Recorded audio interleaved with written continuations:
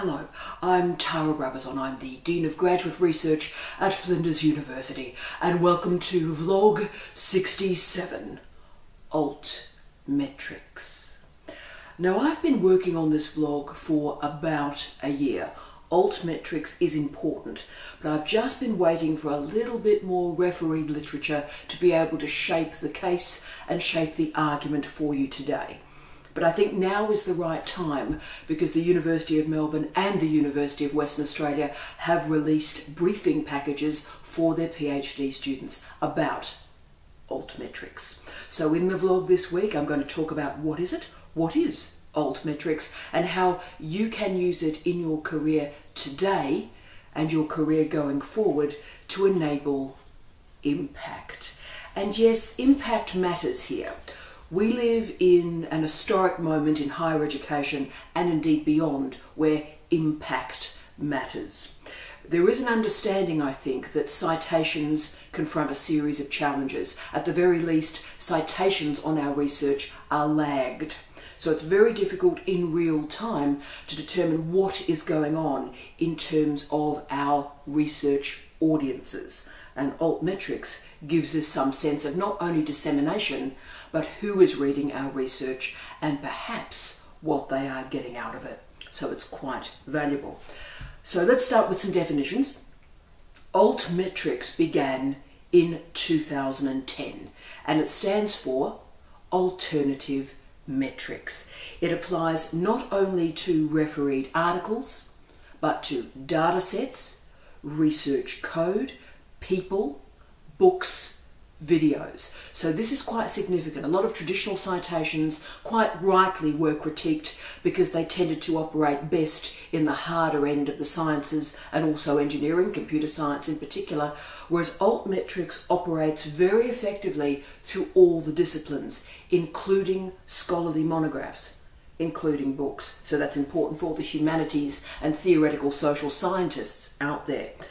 Altmetrics also has a great PhD link because it was invented in 2010 by a PhD student, Jason Priam, and he's gone on to create a very interesting Altmetrics tracking service called Impact Story, which we're going to talk about shortly. So what does Altmetrics do? It reveals to us article views, article downloads, the saving of bookmarks through Mendeley, say, or through sites you like, but also it monitors social media conversations, particularly through Twitter.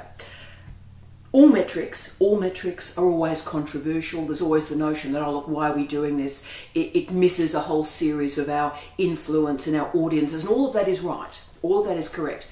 But we can't just simply deny metrics because it's got flaws, even from the high humanities, because we are public scholars. You've heard me say this before. We are paid by the public purse.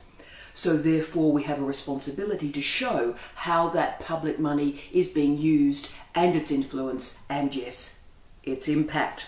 So Altmetrics tells us nothing about the quality of the paper, the quality of the researcher, the quality of the presentation, the quality of the book. It does not tell us about quality.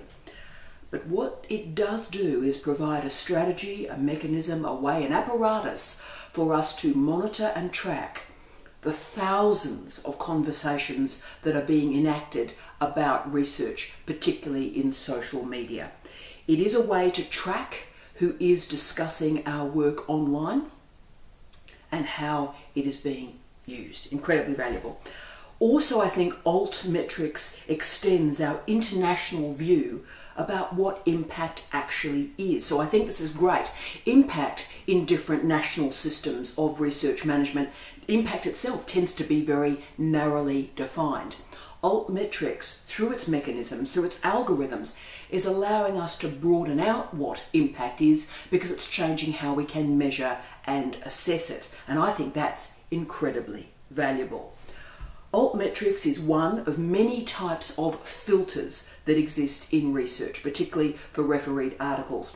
No one can read everything, and all of us require filters, ways to work out what is valuable, what should be read, and what perhaps is less relevant.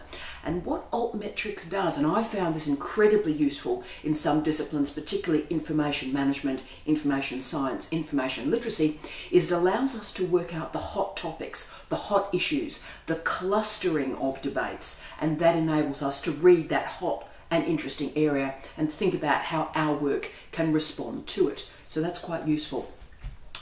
Altmetrics is also being conceptualized and indeed commercialized by a range of businesses, and that does include Impact Story. One word, Impact Story. Do watch this, put it into Google, have a look at what's happening with Impact Story.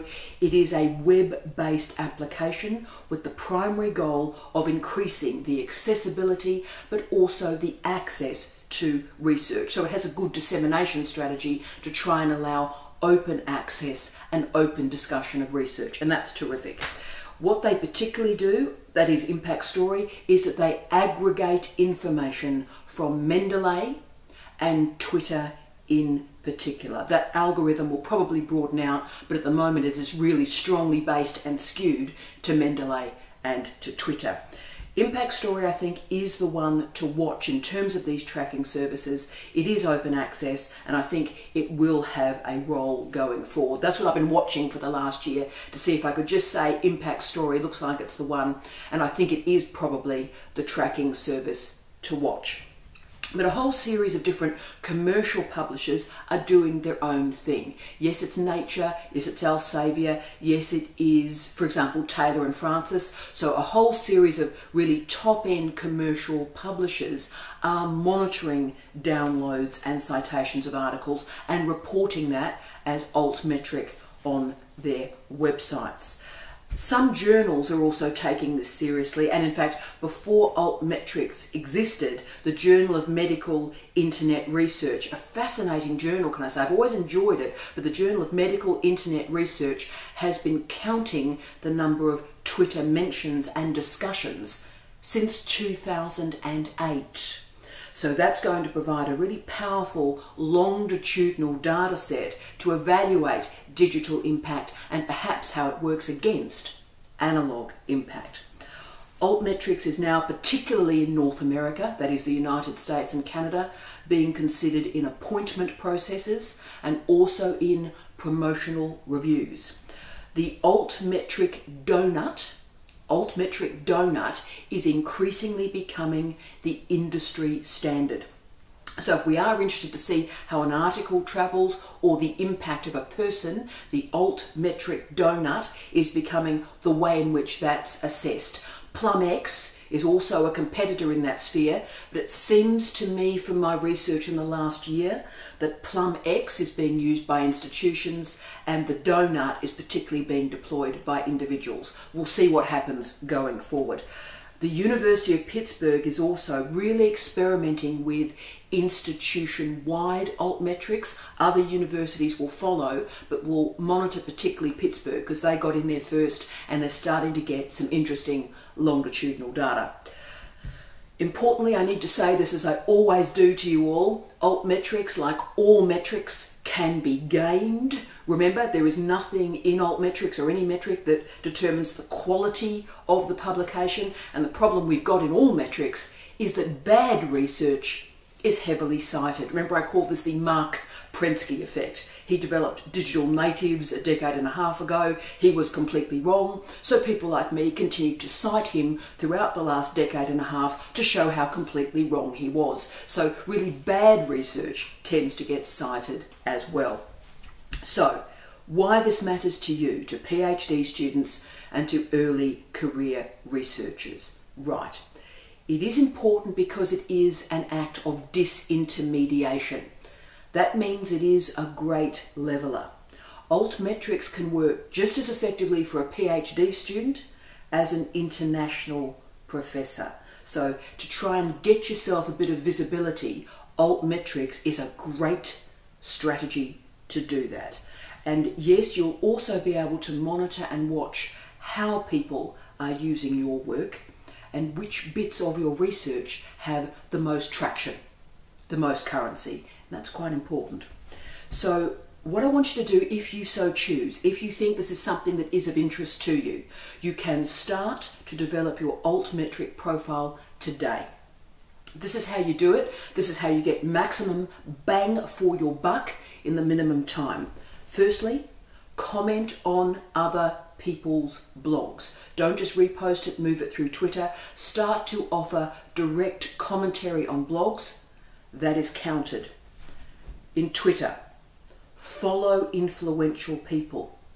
Retweet influential tweets, and most importantly, start to engage in a conversation with other scholars. All that Twitter activity is being monitored and counted and aggregated.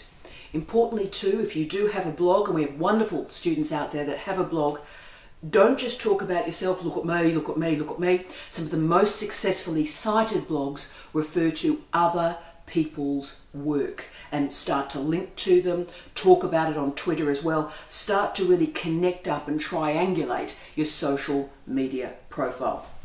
And the quickest way to increase your citation count online is obviously to use video and to use images. Video and images have 3 times the impact of text alone. So if you've got a tweet with an image or linking to a video, it has 3 times the impact, momentum and traction than a text singular tweet. So what I'd ask you to do is have a plan, Stan. I want you to have a plan, have a predictability, have a pattern to your online engagements. So don't think you have to do everything. Nobody can.